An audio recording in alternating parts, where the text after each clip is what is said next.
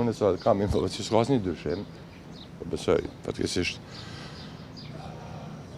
ka mundësi që të shkohet që ka shkuar deri më tani, nuk kemi ndonjë informacion. Atë që ata aty. Po besoj që sa më shpejt të bëhet ajo shumicë parlamentare dhe gjërat e ecin në rrugën e duhur. Dhe kjo duhet të bëhet ashtu siç bëhet, sikur që bëhet gjithmonë. Bëhet një marrëveshje me shkrem, një marrëveshje politike, e publikuar dhe pastaj gjërat shkojnë në rrugën e duhur. A mund t'ju bëj fasoj Albin Kurti sot, ju propozuesi? Edhe ja po them, marrëveshjet politike më ndërtojnë ndryshe. Dhe çështje e befasive, besoj. A jeni takuar me zotin Kurti, zotin Limaj? Ashtu siç kam thënë. A jeni takuar dje? A do të takuani sot me zotin Kurti? Unë jam i gatshëm të takuar kurdo që kam ftesë, jam i gatshëm të takohem me të gjithë. A keni ftesë? Jo, s'kemi si mi takuar dhe nuk kam ndonjë ftesë. Me dikë tjetër nga partia? Po, kemi pi kafe me Glau para 2 ditë. Edhe mirë shumë. Kemi biseduar, kemi trajtuar. Shqeqeni, zoti Konjuvca ka ushtruar në kryetarit kuvendit.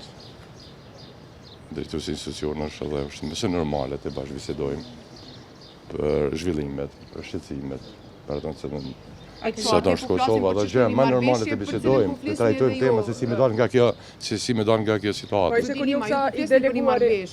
Nuk po flasim për çështjet e kuvendit. Po siç e dini ne, unë kam thënë, kam folur në intervistë, kemi pas një marrëveshje gjentelmene, verbale, ata kam thënë publike, po. Dhe mbetet e rëndësishme është që tash ka alternativa që të paktën të bëhet një hap drejt daljes. Ajo që thash, ne kemi pas edhe në këtë drejtim nismë është e gatshme këtë marrëveshje gjentelmene ta konkretizojmë nëse ka nevojë edhe me marrëveshje, nëse ka nevojë të shkojmë edhe me marrëveshje me shkrim. Po unë me thënë drejtën marrëveshjen gjentelmene dhe marrëveshje me shkrim nuk bëj dallime unë personalisht se fjala kur të futemi në tema të tilla. E rëndësishme është që tani më janë disa mundësi që duhet mi shfryzu.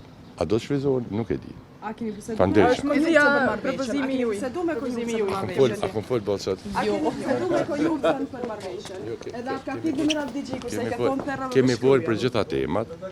Thash, kemi folur për gjitha temat, kemi folur edhe për marrjet e një marrëveshje, natyrisht. Po, kemi biseduar me kryetarin e Lidhjes Demokratike Kosovës, kemi lënë të takohemi të bashkëbisedojmë. Shpresoj që do të takohemi. Ditëve në vijim besoj do të takohemi për të biseduar tema të ndryshme. Shqeqeni, ka shumë tema që ne duhet të takohet. Dhe normaliteti demokratik në një shoqëri është kur liderët dhe drejtuesit takohen. Nuk është e jashtëzakonshme, duhet të jetë normale.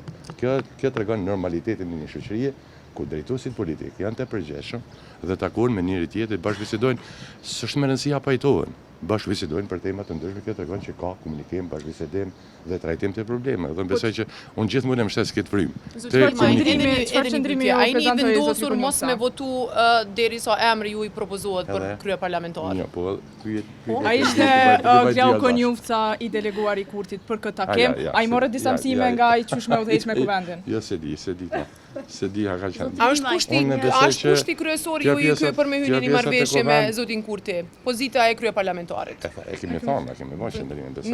Nuk ka lëvizje në qendrim. Ne është minimumi asaj që kemi dhënë. Që janë një situatë ku ju duhet me shkuat e ku ne bëni punën më mirë dhe mundi me dhënë kontributin në partneritet. Ne besojmë këtë fazë partneritet dhe kontribut më të madh mund të japim bashkëpunimin e kuvendit. Kjo pjesa tjetër të ndërtesë e parlamentit dhe të funksionimit besoj që një kohë mirë, kohë më të, kështu që ka shumë gjëra që do të bëni mirë. Faleminderit. Zoti Limaj, një pyetje tjetër nëse mundem, si e vlerësoni protestën e biznesit në sot të qytetit?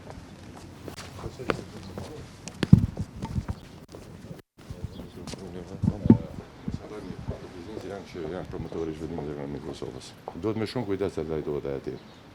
Edhe unë vazhdoj keni prek një pikën time dopt. Po donë të energjia.